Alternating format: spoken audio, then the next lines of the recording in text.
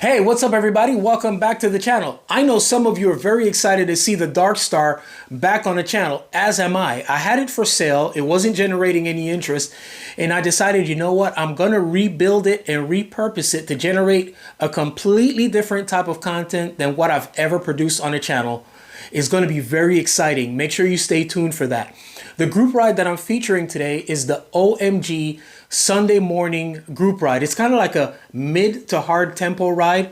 It's a structured double pace line ride, paced between 22-24 miles an hour. What's really unique about this ride is that you get a mixture of experienced cyclists who know their way around all manner of group rides. Then you get a lot of post-COVID cyclists who are very fit.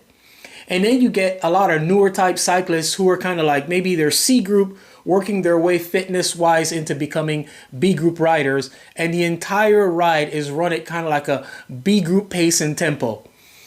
That's going to make for some very interesting cycling. I'm going to share a few things in terms of commentary, but make sure you stay tuned for the end because I'm going to give you a in real time demonstration of what the accordion effect is actually like. All right, let's go. When it comes to cycling, you could say that I reside in the thick of it. I live in the township of Pembroke Pines, which is a 15-minute ride into the township of Weston.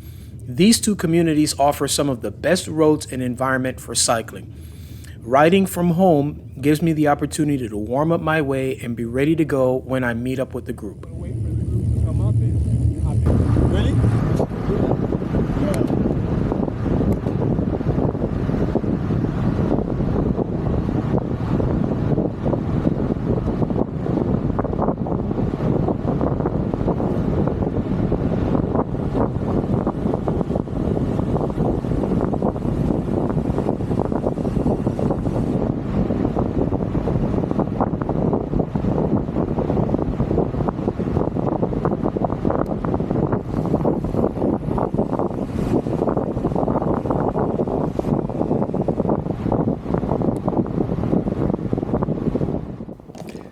The official start point of the ride is the town center in Weston, where the group meets and leaves at 7 a.m. sharp. They run a 40-mile loop through the cities of Weston, Sunrise, and parts of Davie. As I said, they do run a double pace line, and the rolling pace is intended to be between 22 and 24 miles an hour. Of course, there's going to be speed creep with variations in acceleration, where you may see speeds of 25 to 26 miles an hour at times.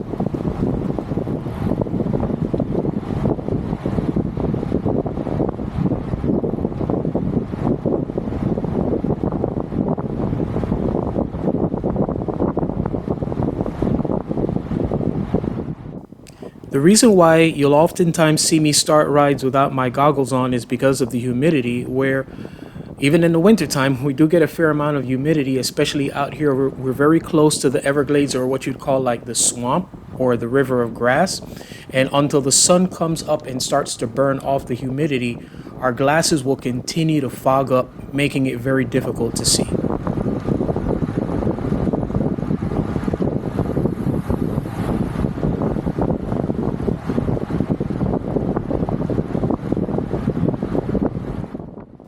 Now, even though this is still very early going for the group, they've got about 10 miles in their legs. I've got about 4 miles in with them, and we're going along on this stretch at a pretty good clip. I'm seeing speeds of 24 to 25 miles an hour, but hey, you've got to adapt, right? The good thing is that I'm very close to the front. The guy in front of me is a very good steady wheel, so I wasn't dealing with any of the yo-yo effects or anything like that that sometimes you get in the early going of these rides as people get adjusted.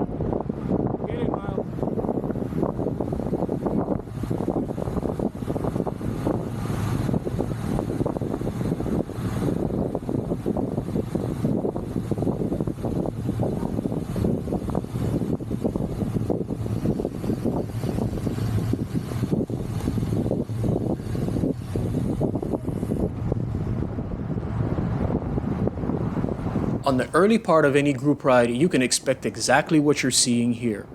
We have a smooth operating pace line. There are no surges, no yo-yoing, and I'm close to the front. It's the early going, and besides, I'm on Miles's wheel, and Miles is a very steady, consistent cyclist. We're going to contrast this to what I'm going to demonstrate a few minutes later when the conditions change. I'm a lot further back, and fatigue starts to set in as we look at the demonstration of what the yo-yoing or accordion effect actually looks like. But at this point, man, everything is palsy-palsy.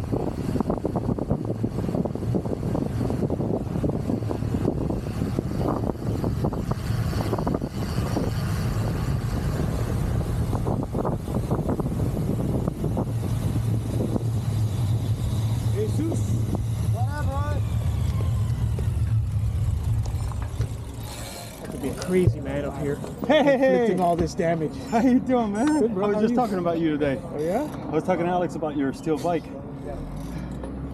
All good things, I hope. Hey, what? I'm getting tempted. Like you said, a little project. I love that. You know? I love that. That's mission accomplished.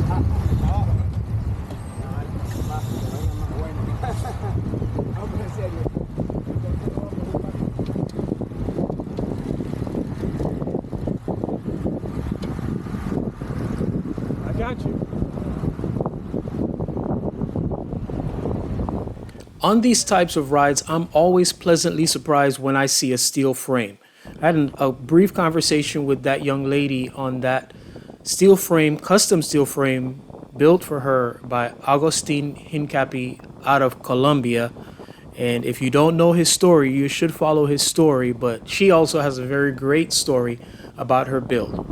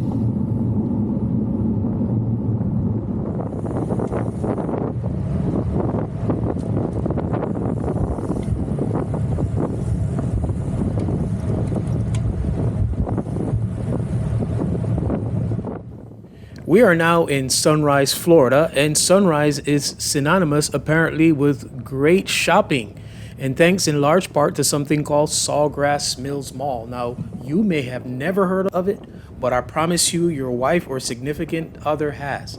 It is a huge shopping mecca. It's over there off to our right. And fun fact, this is actually the second largest tourist attraction in the state of Florida, second only to Walt Disney World. So, if you ever want to come to Florida and bring your family while you go ride, your wife and kids can go shop.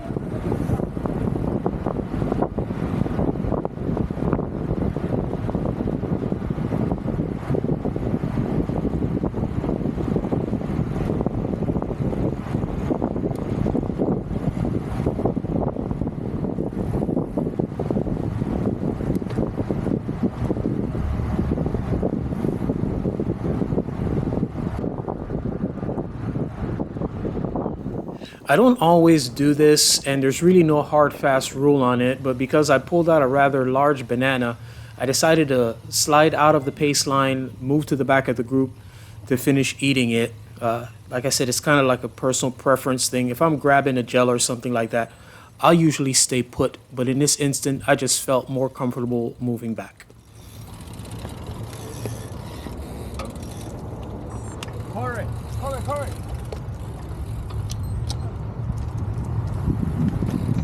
What's up, Tia? How you doing?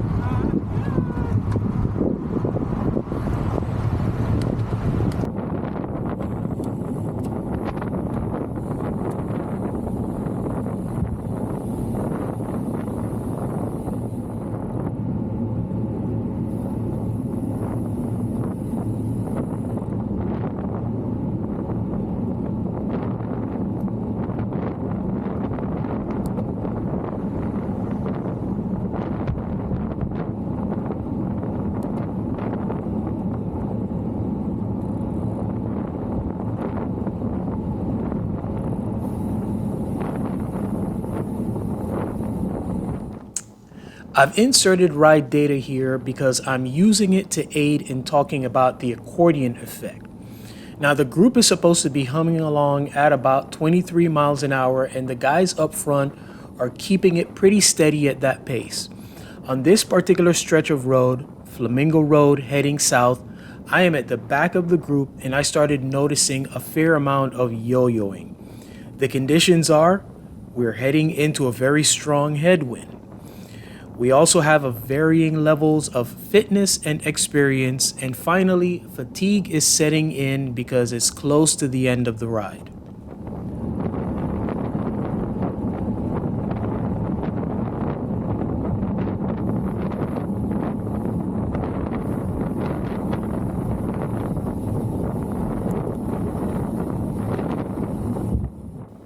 At this point, I decide to come out of the pace line, and let's see what happens when I try to maintain what I believe the group is supposed to be doing, which is somewhere between 23 and 24 miles an hour.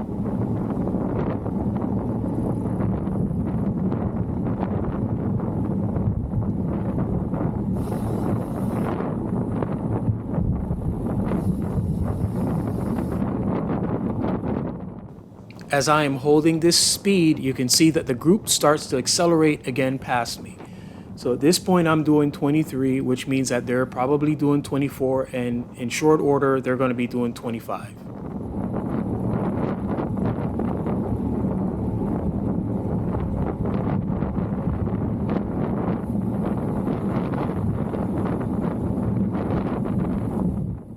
So at this point, I'm kind of back where I started, as this group of cyclists have come right past me. There's getting ready to be another little bit of slowage in which I'm going to scoot out again, go past the group, and I'll be able to do that without varying my speed too much.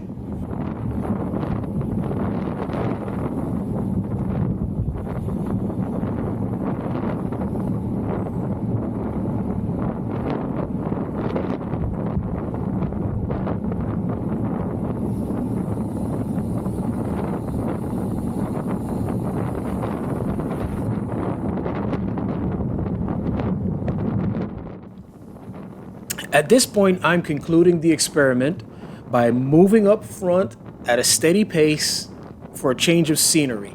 But you can clearly see the effects of riding in a large, diverse group in tough, windy conditions. Now, what are the effects of the accordion? Well, aside from annoyance, it's basically interval training and will either build fitness or get you dropped.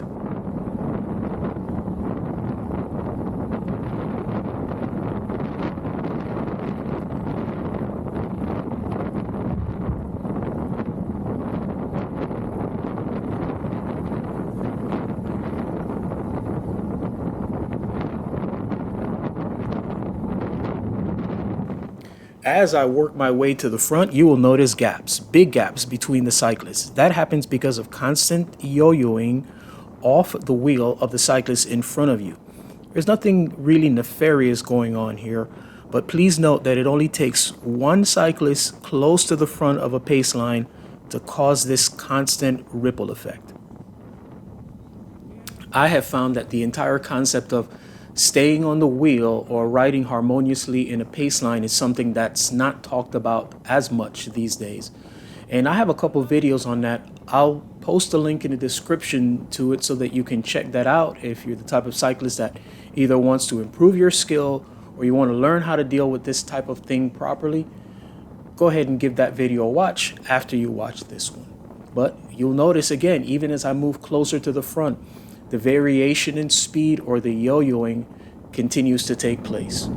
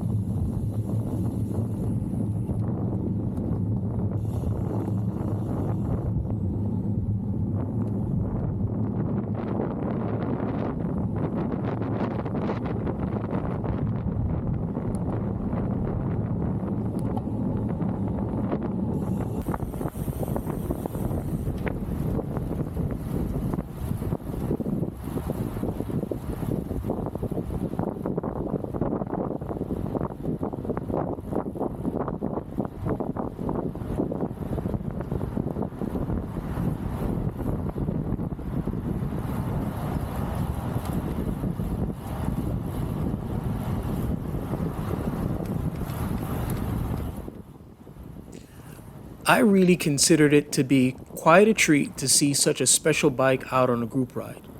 Steel frames on these rides are rare. Seeing them used this way, rarer still. But a build by Agustin Hincapi, the legend, well, that was just really, really special.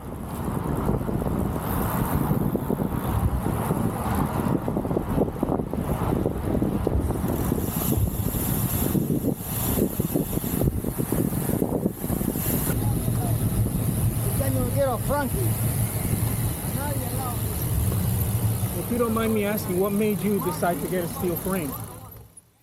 Before I peeled off for home, I had a brief but very delightful chat with her about her build, the motivation and the history behind it. Really, really cool story she shared with me. And as it turns out, small world of cycling, we actually knew each other from an event that I was helping to organize a few years ago. That's like the gift of coming out on these group rides. You never know what you're going to see and who you're going to meet.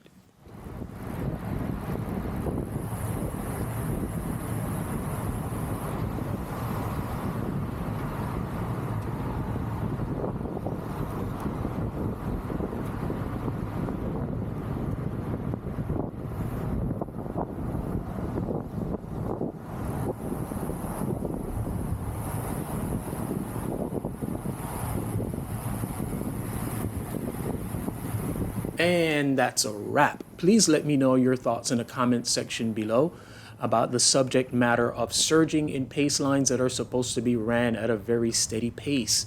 What are your experiences with it? What type of solutions do you implement to minimize its effect?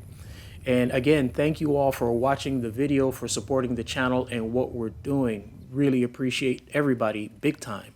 As always, though, our aim here at the channel is to inform, instruct, inspire. Be blessed.